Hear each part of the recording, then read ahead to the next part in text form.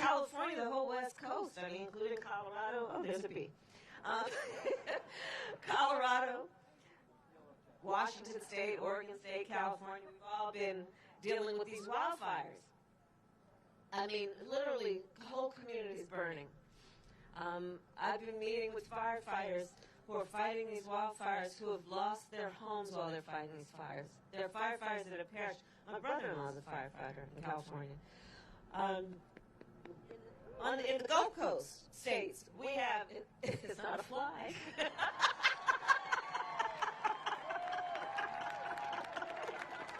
I couldn't help myself.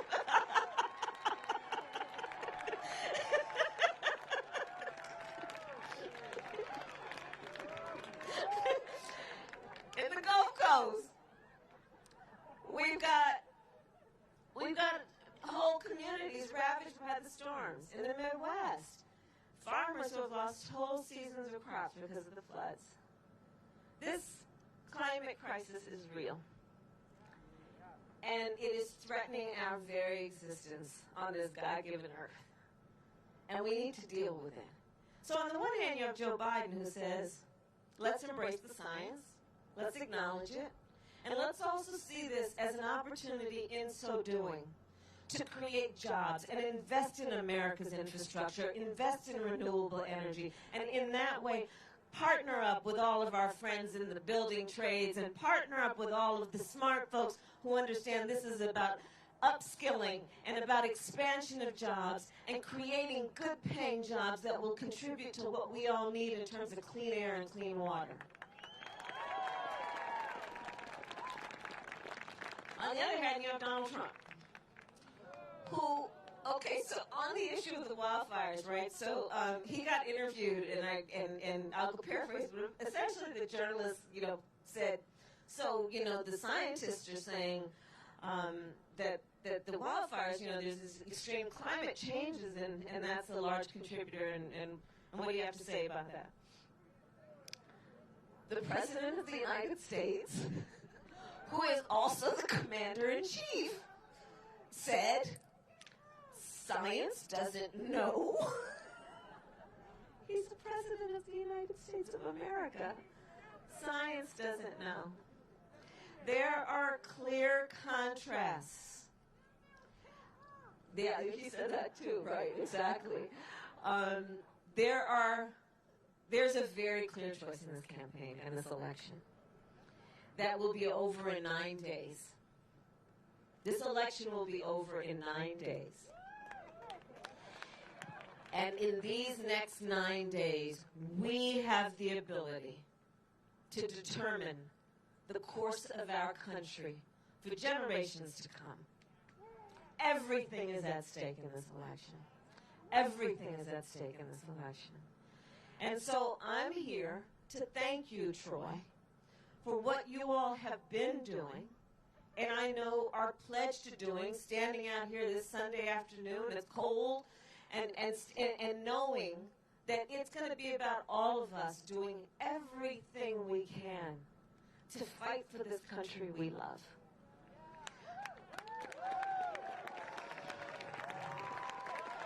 Because, I do interviews and they say, well, how are you feeling about, what's going to be the day after the election? And I say, look, there is no question that our democracy has taken a bit of a beating. There's no question. Our democratic institutions, the dignity that should come with public service, the nobility of holding these offices in the public's trust has been damaged. There's no question about that because of what this guy and his administration have been doing. But here's the thing. When they ask me, how do you think it's all going to turn out? I say, you know what? It's going to turn out okay. We're going to be fine because I know our democracy is as strong as our willingness to fight for it. Therein lies the strength of our democracy. It is about us. It is about we, the people, and our willingness to fight for our country and its ideals.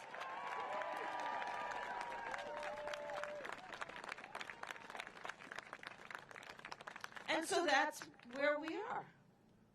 And this is that moment that is challenging us to do just that, knowing that each one of us matters. You know, there's so much about these days and this pandemic that really, I mean, you know, we had to isolate and social isolate, and that's why I can't even come around and shake everybody's hands, right? We have 6 feet apart, and we're wearing masks, can't see each other's full face.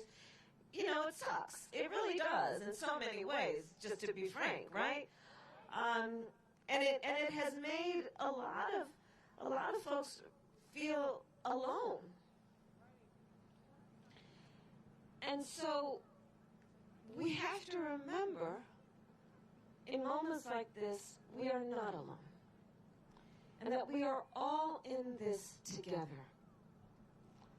And that this is one of the many ways we can express that unity and solidarity, which is together to organize folks, to remind them their voice matters, to remind them that they have a say in the future of their country because it is our country. It is our country. And you know, Joe, he's an incredible human being. You know, I was just talking to him earlier. I mean, Joe, Joe's experienced a lot in life and a lot of suffering, more than most. And one of the things about him is, in spite of that, and every experience that he's had that maybe should cause somebody to give up, he just keeps giving. He's really a special human being in that way. And right now, because of what we have experienced, because of a president who has used the voice of the bully pulpit and the microphone that he was given by the people of our country, but he has used it in a way that has full-time been about trying to sow hate and division among us, we know that we need to heal. And we need to rededicate ourselves to unity and unifying as a country, knowing that we all have so much more in common than what separates us, wherever you live, whatever your race, whatever your gender, however old you are, no matter what language your grandmother speaks.